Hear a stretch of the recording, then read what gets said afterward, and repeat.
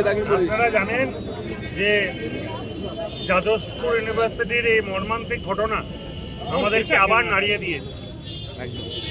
বারংবার ইউনিভার্সিটির ভেতরে কিছু মাওমাকুর সংগঠন আছে যাদের থেকে শিক্ষা নিচ্ছে না।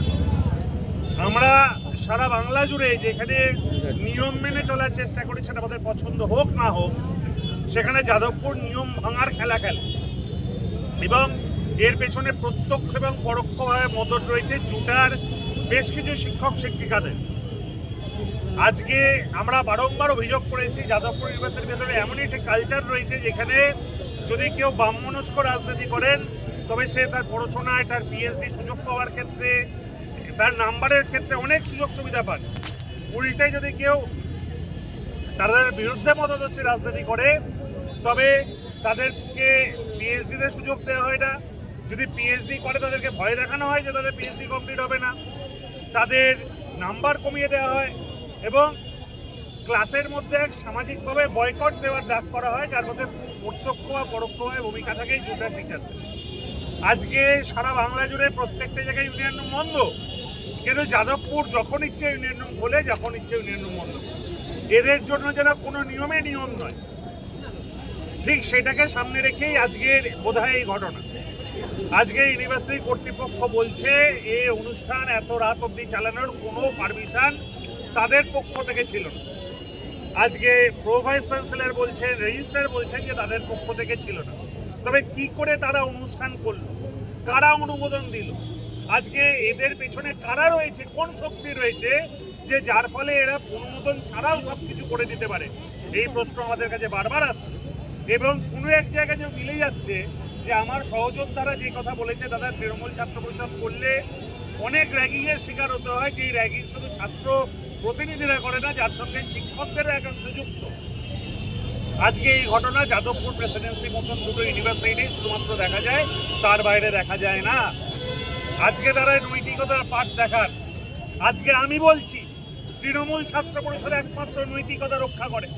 আজকে তৃণমূল ছাত্র পরিষদ যদি মনে করতো তাদের যে আজকে লোক আছে সেই লোকের অর্ধেক লোককেও যদি তারা ভেতরে ঢুকতো, আজকে এদের ইউনিয়ন রুমের একটা অংশ অবশিষ্ট থাকতো না। আজকে বিভিন্ন জায়গায় এরা বলে বাধাদান করা হয়।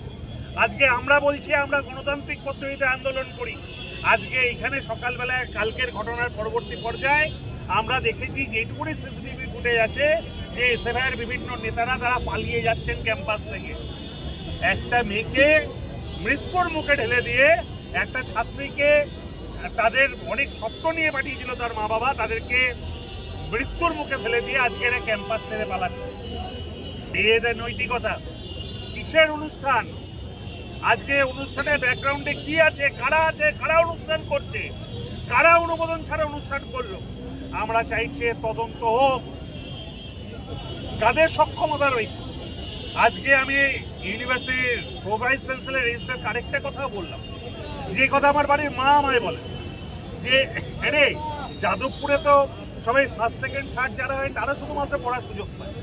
আজকে কি করে এই ভালো ভালো ছেলেমেয়েগুলো যারা 10-12 পাস করে এসছে তারা ক্যাম্পাসে এসে তারা এরকম মাদকের মধ্যে তারা পড়ে যাচ্ছে? তারা কিভাবে নিষিদ্ধ জিনিস তারা গ্রহণ করছে? ইউনিভার্সিটির কর্তৃপক্ষের কি একদমই কন্ট্রোল নেই? বা তাদের কারা আছে যারা এই পরিবেশ সৃষ্টি করছে, ভয়াবহ পরিবেশ, যেই ভয়াবহ পরিবেশে এই ঘটনা বারবার ঘটছে? আজকে আপনারা ঘটনার আশপাশে গিয়ে দেখেছেন, আমি আজকে বললাম আমার ইউনিভার্সিটি কন্ট্রোলারদের, আমার ইউনিভার্সিটির অফিসিয়ালদের, যে ইউনিভার্সিটির চারিদিকে অনেক নিষিদ্ধ দ্রব্য পড়ে থাকতে দেখা যায়। আজকে ইউনিভার্সিটির ক্যাম্পাস নাকি হোটেল রুম অনেক ক্ষেত্রে বোঝা যায় না, এমন এমন জিনিসপত্র থাকে। আজকে বিভিন্ন রকম মাদকের বোতল ক্যাম্পাস জুড়ে ছড়িয়ে পড়ে আছে। এটা কারা? ইউনিভার্সিটি কি খবর পায় না? যারা ইউনিভার্সিটির কাজ করছে তারা কি খবর পায় না, নাকি পেয়েও তারা প্রত্যক্ষভাবে পরোক্ষভাবে মদত করে? আজকে এই প্রশ্নটা আমরা ইউনিভার্সিটি কর্তৃপক্ষের কাছে তুলেছি। পাশাপাশি এই সিসিটিভি লাগানো দেখি তাদের একটা স্কুলের ক্ষমতা রয়েছে 10-15-20টা সিসিটিভি লাগানো, তবে কি ধরতে হবে যাদবপুর ইউনিভার্সিটির প্রতিষ্ঠানের সত্যি কোনো আর্থিক ক্ষমতা নেই যে গুরুত্বপূর্ণ জায়গাগুলো লাগানোর, নাকি তাদের মানসিকতা নেই, নাকি এই অফিসিয়ালরা ভয় পায় ছাত্রদের, এবং নাকি ছাত্র এবং জুটার এই ভোটকে তারা ভয় পায়। আজকে এই প্রশ্নটা করতে হবে, আজকে এই প্রশ্নটাকে এই মঞ্চ থেকে দাঁড়িয়ে করছি, এবং আজকে কিন্তু আমরা আজকের দিনে দাঁড়িয়ে গণতান্ত্রিক পদ্ধতিতে আন্দোলন করছি।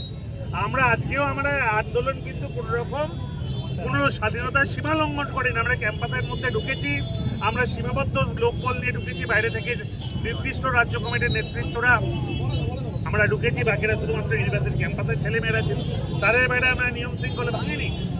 আমরা ভদ্রভাবে নর্মালভাবে গিয়ে আমরা তাদের সঙ্গে কথা বলেছি। আজকে আমরা স্লোগানিংও দিইনি, কারণ আমরা প্রথম দিন ইউনিভার্সিটিকে চিঠি দিয়ে জানিয়েছি, আমরা 7 দিনের সময়সীমা দিয়েছি তাদেরকে। আমরা জানতে চেয়েছি তারা কবে সিসিটিভি বসবে। আমরা প্রশাসনের কাছেও দ্বারস্থ করলাম, তাদের কাছেও বলি কেন তারা পুলিশ পোস্টিং বসাতে পারছেন না। তারা বলছেন ইউনিভার্সিটির তরফ থেকে এটা গড়িমসি আছে। আজকে যেখানে মহামান্য আদালত বলছে সিসিটিভি প্রয়োজন, নিরাপত্তার প্রয়োজন, এবং যাদবপুর মতো ইউনিভার্সিটিগুলো বারবার এটা হচ্ছে, কেন যাদবপুর প্রেসিডেন্সির মতো ইউনিভার্সিটিগুলো এইগুলো হবে না, নিরাপত্তার ব্যবস্থা হবে না। আজকে আমরা প্রশাসনের দ্বারস্থ হলাম।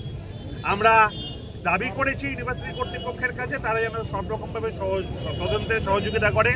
এই বহিরাগতরা বারবার আসছে, তারা কি স্বার্থে আসছে এটা আমরা জানতে চাইছি। একটা রিপোর্ট, একটা যেন প্রত্যেকে কারা কলেজে ঢুকছে যেন প্রকৃত রিপোর্ট আমাদের কাছে থাকে এবং তাদের কারণ দর্শানো থাকে না। যে যখন ইচ্ছে ইউনিভার্সিটি ঢুকে গেলাম, রেজিস্টার খাতা মেনটেন হলো না, তবে তো বুঝবো ইউনিভার্সিটি কর্তৃপক্ষের দোষ নয়। আমরা নিশ্চিতভাবে আগামী দিনে এই বিষয়ে থাকবো। আমার যাদবপুর ইউনিভার্সিটির কিশলয় রয়, সঞ্জীব এবং বাকি সকল আমার ছাত্রছাত্রীরা আছে, স্কলাররা রয়েছে, তারা আজকে এই ঘটনায় ছিল, তারা আন্দোলনকে জিয়ে রাখবে। এবং সবচেয়ে বড় কথা, সাধারণ ছাত্রছাত্রীরা আমাদের ইউনিভার্সিটির ছেলেদের কাছে এসে বলছে দাদা আমাদেরকে বাঁচাও। পরবর্তীকালে মা বাবারা ভাবছে নিশ্চয়ই উজ্জ্বল ভবিষ্যতের জন্য যাদবপুরে ভর্তি করলে ভালো, কিন্তু তাদের আজকে এমন পরিস্থিতি সৃষ্টি হচ্ছে যে তাদের জীবন সংশয় দেখা দিচ্ছে। আমরা ঘোরতর বিরোধিতা করছি। আগামী দিনে আমাদের আন্দোলন চলবে এবং এই যে কথা আপনি প্রশ্ন করলেন যে পিএম রিপোর্টের রেসপন্স এখনো আমরা পাইনি, আমরা অপেক্ষায় আছি, আমরা অধীর আগ্রহে অপেক্ষা করছি। কিন্তু ইউনিভার্সিটির প্রত্যেকটি স্পটে সিসিটিভি লাগাতে হবে। কেন এখানে একটা ছাত্রছাত্রী পড়ে যেতে পারে, কোন অবস্থায় সে ছিল, তাকে কি জোর করা হয়েছিল কিনা, কারা কি আছে, সত্যোন্মোচন হওয়া পুরোপুরি সম্ভবপরই নয়, কারণ সিসিটিভি নেই। আর যারা ছিল তারা তাদেরকে পালিয়েছে। ধিক্কার জানিয়ে এদের নৈতিকতার। আগামী দিনে যাদবপুর ইউনিভার্সিটির সাধারণ ছাত্রছাত্রীরা নিশ্চিতভাবে এই এসএফআই এবং গুন্ডাকে উৎখাত করে যথাযোগ্য জবাব দেবে।